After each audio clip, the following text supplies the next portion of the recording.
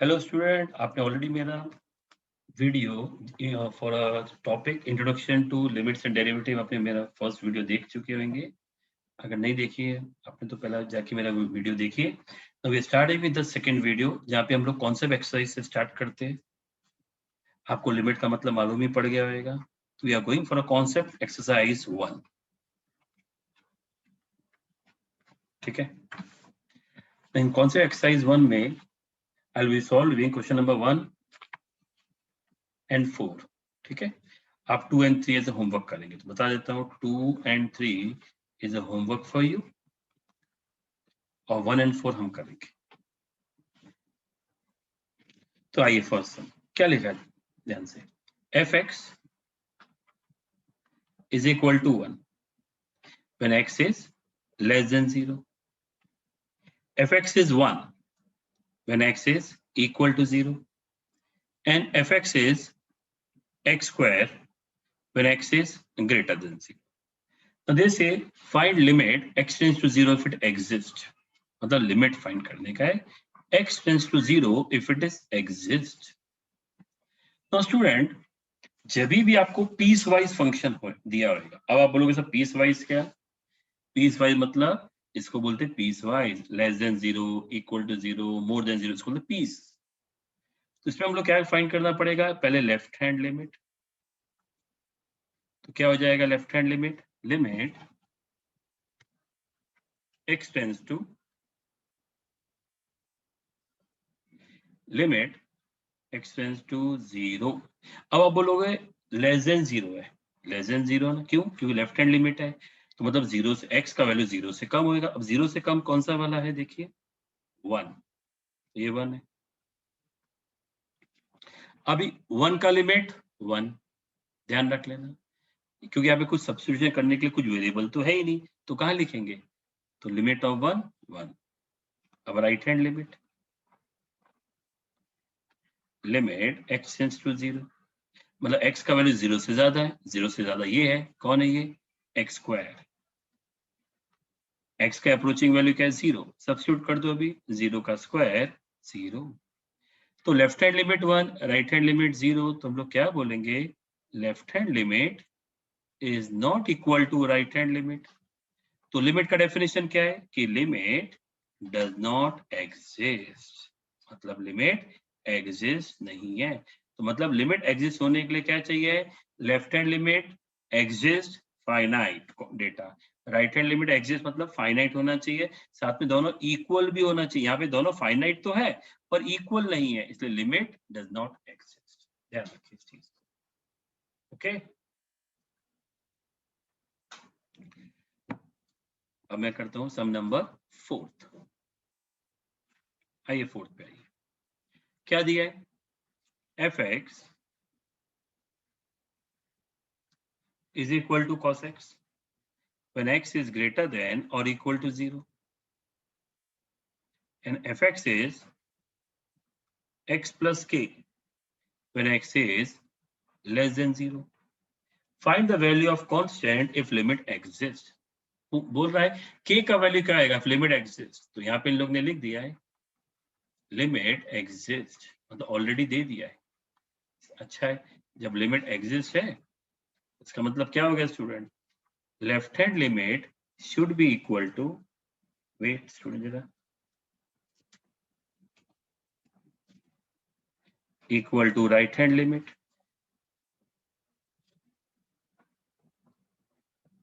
अब left hand limit में क्या लेंगे? Limit x tends to 0। Left hand मतलब x से, मतलब x का वैल्यू 0 से कम, तो ये हो जाएगा x प्लस के। और राइट हैंड लिमिट के लिए क्या लेंगे? x का वैल्यू 0 से ज्यादा, मतलब cos x। सब्स्टिट्यूट करो तो ये आ जाएगा 0 प्लस के is equal to cos 0। cos 0 का वैल्यू 1, तो k इज इक्वल टू 1। ठीक है, तो आइए, now we are going for some properties without any derivations. The first property, okay, limit x tends to a fx plus g of x क्या आएगा? Limit of fx plus limit of gx। और अगर student minus हुआ तो, और अगर minus हुआ तो सेम माइनस कर देने का, ठीक है। अगर मल्टीप्लाई हुआ दो फंक्शन तो मान लो मल्टीप्लाई है fx इंटू gx हुआ तो आ जाएगा limit of fx into limit of gx, ठीक है। अब स्टूडेंट लिमिट ऑफ कांस्टेंट हुआ तो उठा के लिख देने का खाली कांस्टेंट, पर अगर कांस्टेंट इंटू फंक्शन हुआ तो, कांस्टेंट इंटू फंक्शन हुआ तो कांस्टेंट को बाहर फेंक देने का और खाली फंक्शन का लिमिट। अब अगर न्यूमरेटर और अपॉन डिनोमिनेटर हुआ तो fx अपॉन gx हुआ तो क्या कर देगा, न्यूमरेटर का लिमिट और डिनोमिनेटर का लिमिट। लेकिन कंडीशन क्या, कंडीशन कि डिनोमिनेटर 0 नहीं होना चाहिए, क्योंकि डिनोमिनेटर में 0 आया तो मीनिंगलेस, खेल खत्म।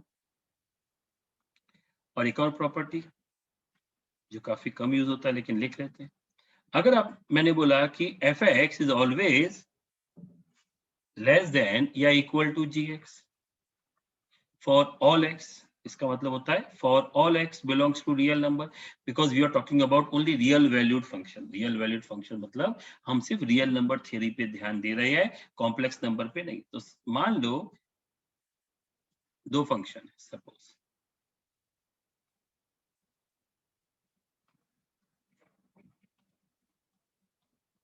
अब एक फंक्शन है ऐसा, मान लो ये fx, ये है gx, सपोज ये gx है, ठीक है, और ये fx है।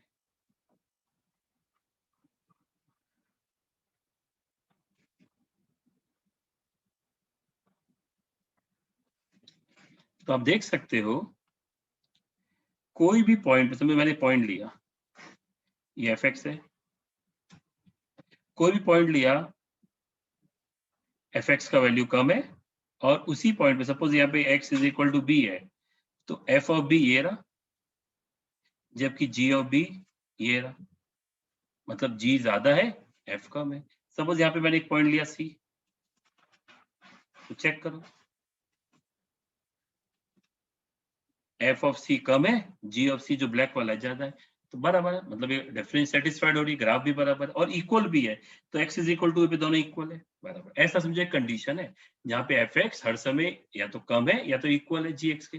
तो अगर आपने लिमिट अप्लाई किया, limit x tends to a, तो लिमिट में भी वही रहेगा, ध्यान रखना, ये प्रूफ, ये मैं बताना चाहता हूँ।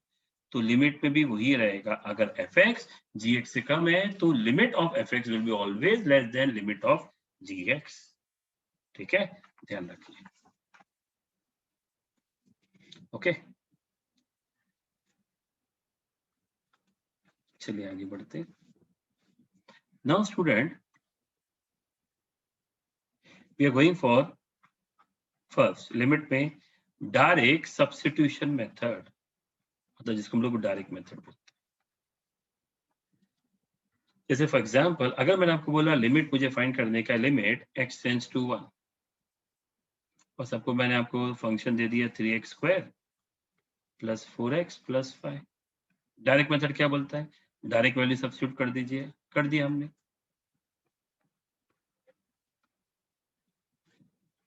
3 plus 4 plus 5, 9 plus 3 12, right, finite answer है, यस, इसको डायरेक्ट मेथड बोलते हैं। ओके, तो आप इलस्ट्रेशन, एक मिनट, पेज नंबर 5 पे एग्जाम्पल 5 आप सॉल्व कर लेना डायरेक्ट मेथड अप्रोच से, ठीक है। अब नेक्स्ट चलते हम लोग evaluation of limit of indeterminate form. कौन सा? इनडिटर्मिनेट। इनडिटर्मिनेट मतलब अगर आपने डायरेक्ट सब्स्टिट्यूट किया और आपको 0/0 आ रहा है, और प्लीज 0/0 को 0 मत बोला करो, तो 0/0 को बोलते हैं हम लोग इनडिटर्मिनेट फॉर्म। Indeterminate form. और भी इनडिटर्मिनेट फॉर्म है, फिलहाल इतना समझो, इसको इनडिटर्मिनेट फॉर्म है। तो इसको, इसका लिमिट कैसे सॉल्व करने का, आइए उसका तरीका हम सीखते हैं। आइए फर्स्ट देखिए कौन सा एग्जाम्पल कर रहा हूं मैं, एग्जाम्पल 6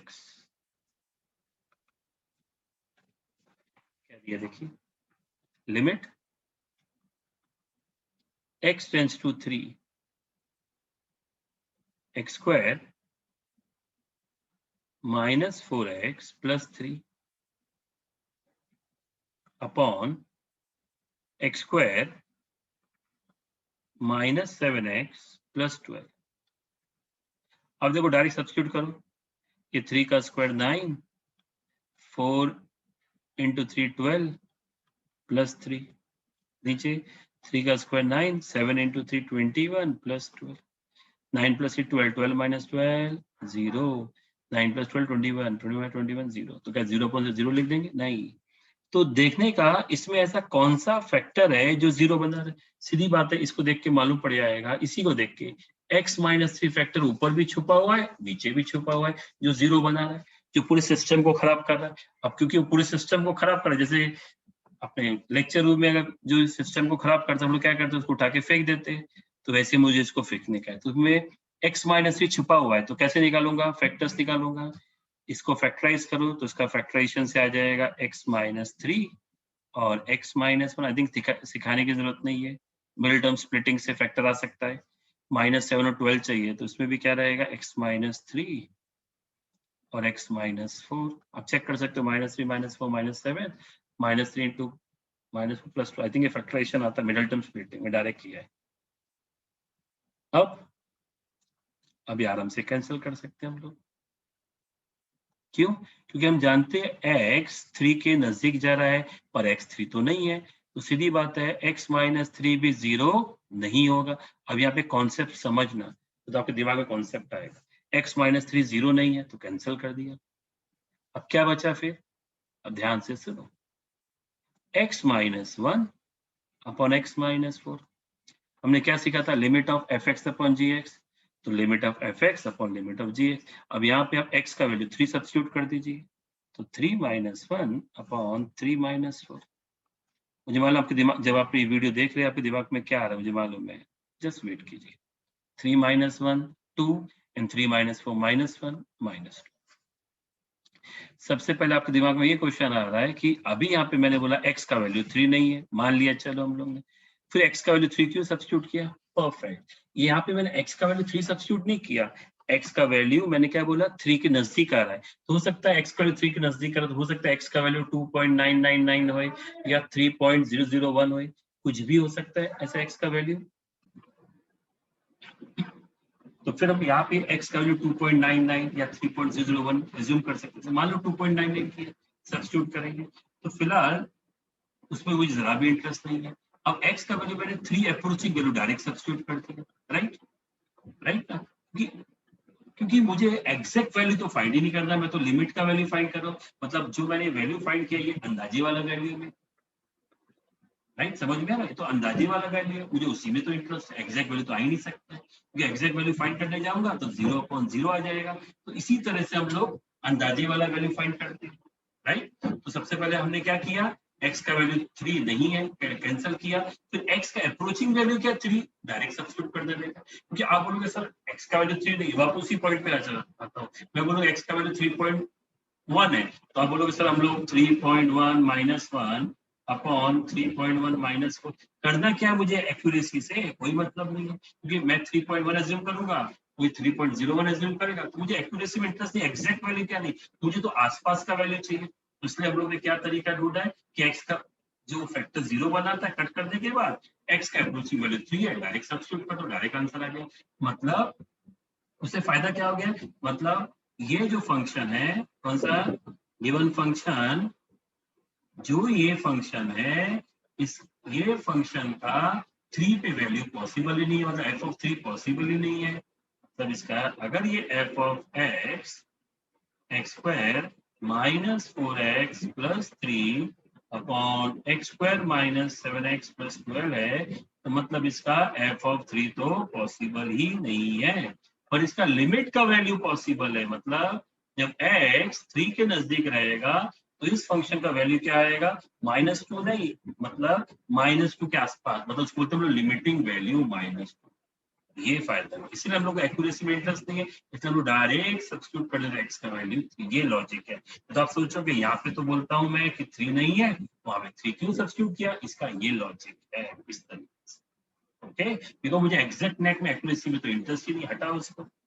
मुझे तो चाहिए कि ये फंक्शन 3 के आसपास कैसा बिहेव करता है।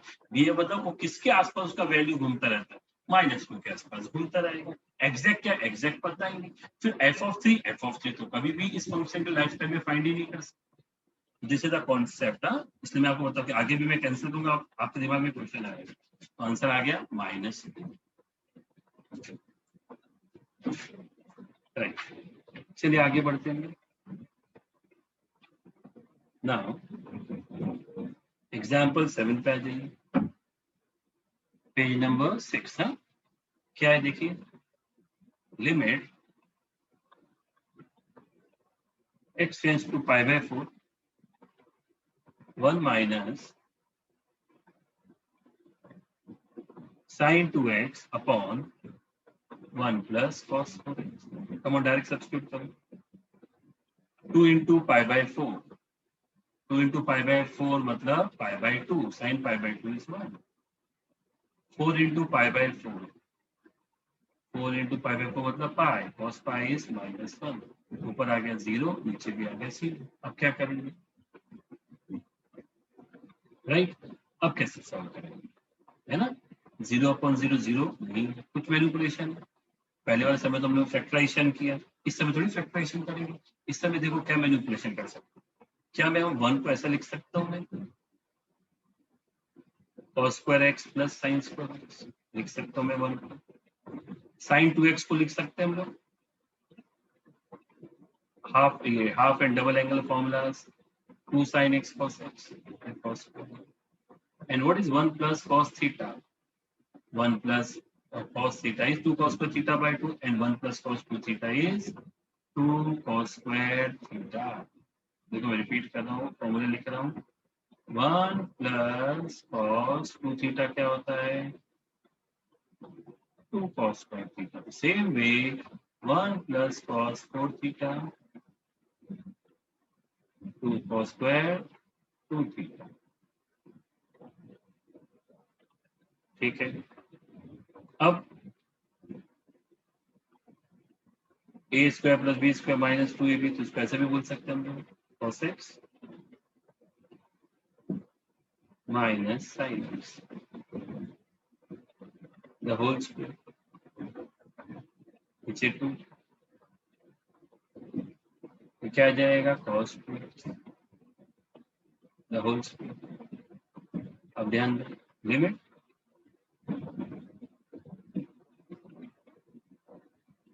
cos x minus sin x the whole square.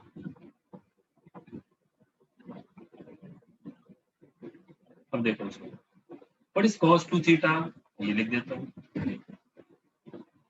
cos 2 theta is cos square theta minus sin square theta, same यही हो जाएगा, cos square x minus sin square the whole square.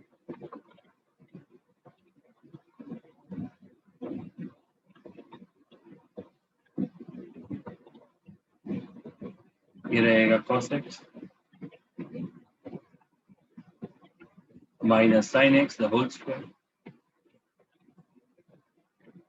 ये क्या आ जाएगा, cos x a square minus b square, तो cos x minus sin x और cos x plus sin x the whole square. ठीक है, अब क्या हो जाएगा देखो, लास्ट है ऊपर है cos x minus sine x the whole square, नीचे क्या है 2 a into b the whole square a square, ये आ जाएगा cos x a square into b square, ये हो गया ए स्क्वायर, ये हो गया बी स्क्वायर, राइट। अब ये और ये कट हो गई, क्या बचा, ऊपर तो 1 बचा, नीचे 2 cos x plus sine x the whole square बचा। अब इसको भी कुछ ना कुछ एडजस्टमेंट करना ही पड़ेगा, अच्छा बना लेते हैं। यहाँ पे क्या आ जाएगा, ऊपर तो 1 है, नीचे 2 ब्रैकेट में cos pi by 4 1 by root 2, ये भी 1 by root 2, 1 by root 2 plus 1 by root 2, 2 by root the whole square, तो 1 अपॉन 2, 2 का स्क्वायर, रूट 2 का स्क्वायर, 2 का, नेट आंसर इज 1 अपॉन, ठीक है। चलिए आगे बढ़ते हैं।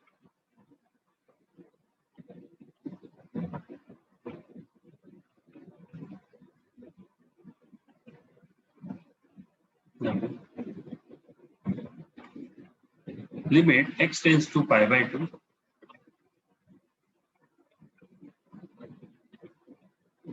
one minus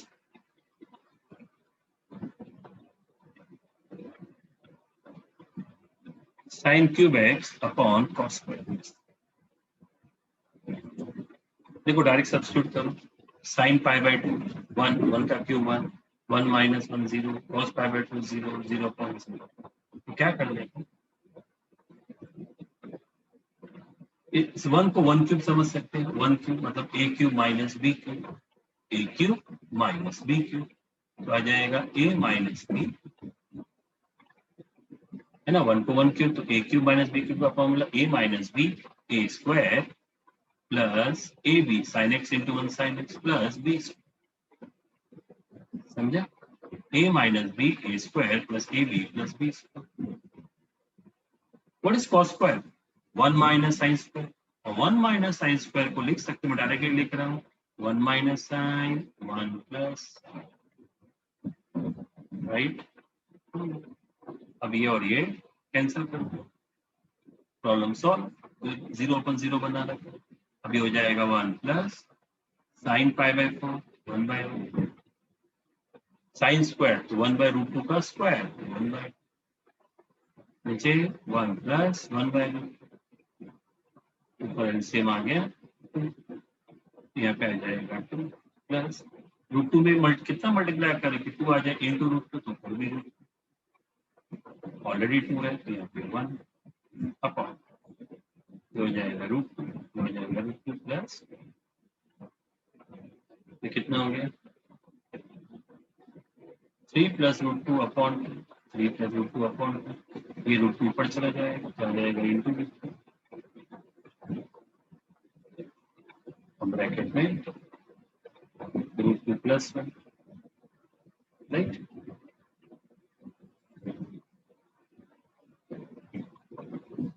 sorry sorry sorry, mistake हो गया, ये मिस्टेक हो गया कि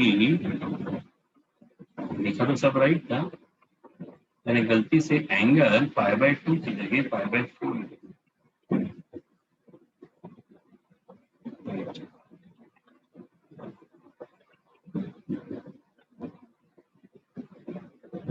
सर ये पाई बाय 4 है,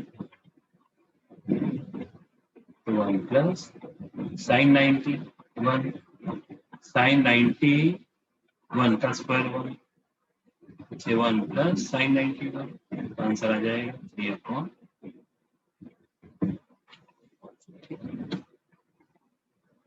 चलिए we are going for now illustration,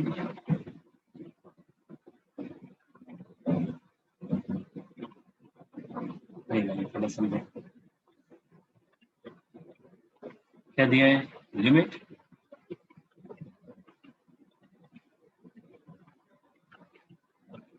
x tends to pi by 4,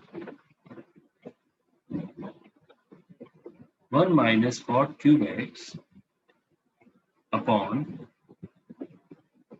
2 minus cot x minus cot cube x. ठीक है, राइट। अब क्या कर सकते हैं, इन अ न्यूमरेटर डायरेक्टली आप सब्स्टिट्यूट करके चेक कर लीजिएगा 0/0, तो ये हो जाएगा A cube minus B cube previous हम जैसा 1 माइनस कॉट एक्स और ये 1 plus cot X plus cot square X, A minus B A square plus A B plus B square. अब सीधी बात है, देखो कॉट पाई बाय 4 1 होता है, 1 माइनस 1 0, मतलब कहीं ना कहीं यहाँ पर भी एक फैक्टर 1 माइनस कॉट एक्स जुड़ा हुआ है। फाइंड कैसे करना है ना, फैक्टर्स तो फाइंड करने का सपोज मैंने आपको बोला f of x 2 minus cot x cot cube x है, राइट। अब इसमें कहीं ना कहीं 1 माइनस कॉट एक्स फैक्टर जुड़ा हुआ है, तो फाइंड कैसे करें, तो सिंपल तरीका है। फिलहाल सपोज कॉट को हम लोग के लिए ये आ जाएगा के क्यूब 2 माइनस के माइनस के क्यूब। हम लोग ने कॉटेक्स को क्या समझा कि अपने फैक्टर क्या है 1 माइनस के 0, तो के का वैल्यू 1, राइट। तो मतलब अभी देखिए अगर हम सिंथेटिक डिवीजन से करता हूँ तो क्या हो जाएगा, ये के क्यूब का कोएफिशिएंट -1, के स्क्वायर नहीं है 0, के का कोएफिशिएंट -1, कांस्टेंट 0। सपोज मैं के का वैल्यू पहले 1 एज्यूम, के इज इक्वल टू क्या हो जाएगा -1 × 1 -0 -1 -1 into 1 minus 1 minus 1 minus 2 minus 2 into 1 minus 2. Answer is k is equal to 1. K minus 1 एक फैक्टर आ गया, k minus 1, राइट। और दूसरा फैक्टर क्या होगा, यह आ जाएगा माइनस के स्क्वायर माइनस के माइनस माइनस के स्क्वायर माइनस के माइनस, राइट। फैक्टर क्या आ गया कुछ के माइनस 1 हो जाएगा कॉट एक्स माइनस 1, और दूसरा factor minus cot square x minus cot x minus 2। Next step में क्या आ जाएगा, देखिए 1 minus cot x 1 plus cot x cot square x, इसमें से माइनस कॉमन ले लो, -1 कॉमन ले लो, 1 माइनस कॉट एक्स, तो एज इट इज है minus cot square x minus cot x minus 2, ये और ये कैंसिल, तो क्या बचा इसमें, एक्स का approaching value pi by 4 to 1, cot 1 1, cot pi by 4 is 1, 1 plus cot 1, नीचे एक -1 बचा, ब्रैकेट में -1 -1 -1, ऊपर आ गया 3, नीचे 2 3 4, -4 to -1 4, आंसर इज 3/4, ठीक है, okay. The getting answer is 3/4. Come for question number 10, example 10 था, पेज नंबर 7 पे इलस्ट्रेशन। अभी क्या है, limit x tends to 1 twice 1 minus x square plus 1 x minus 1। अब इसमें डायरेक्ट सब्स्टिट्यूट करो, 0.0 तो नहीं आएगा कि इनडिटरमिनेट फॉर्म में, जैसे 1 माइनस 1 का स्क्वायर 0, 1 माइनस 1 0, डिनोमिनेटर में 0 0, गड़बड़ है ना। इसमें क्या करेंगे, मैन्युपुलेशन, और क्या 1 माइनस एक्स 1 ये x माइनस। अब student apply little common sense, तो 1 माइनस एक्स और 1 प्लस एक्स है, हम इसमें से माइनस कॉमन ले लेते हैं, तो ये 1 माइनस एक्स हो जाएगा, बाहर minus common, that minus into this plus. सोचो ये प्लस और माइनस मिला के क्या बन जाएगा, माइनस, है ना। सीधी बात है, यहाँ पे डायरेक्टली माइनस लिखिए, इजी हो जाएगा। अब क्या करने का, अब ये हो जाएगा limit x tends to 1, then LCM common क्या है, 1 minus x, uncommon 1 plus x, तो कॉमन इंटू अनकॉमन। अब ऑलरेडी यहाँ पे 2 आ जाएगा, माइनस 1 माइनस एक्स है, मतलब ऊपर 1 प्लस एक्स आना चाहिए, हो गया अपना। अब ध्यान से देखो, लिमिट x टेंड्स टू 1 क्या हो जाएगा, 2 माइनस 1 माइनस एक्स, और नीचे 1 माइनस एक्स 1 प्लस एक्स, ऊपर क्या हो गया 2 माइनस 1 1, ये आ गया 1 माइनस एक्स, नीचे 1 माइनस एक्स 1 प्लस एक्स। फायदा क्या हो गया, फायदा ये हो गया ये और ये कट हो गया, जीरो बना सिस्टम पर, तो ऊपर 1 बचा, नीचे 1 प्लस 1 2, नेट आंसर इज 2 नहीं सॉरी 1 अपॉन, राइट। ओके, तो हमने इसमें क्या देखा, इस टाइप के सम में डायरेक्टली सब्स्टिट्यूट किया, अगर गड़बड़ आ रहा है तो देखिएगा कौन सा फैक्टर सिस्टम को जीरो बना, फैक्टराइजेशन करने का, फैक्टराइजेशन इफेक्टर्स निकालने का, फॉर्मूला यूज करने का, देखो मैनिपुलेशन कर सकते हो, यहाँ पे इस एलसीएम वाला मेथड यूज कर सकते हो इस टाइप के सम्स में। ओके।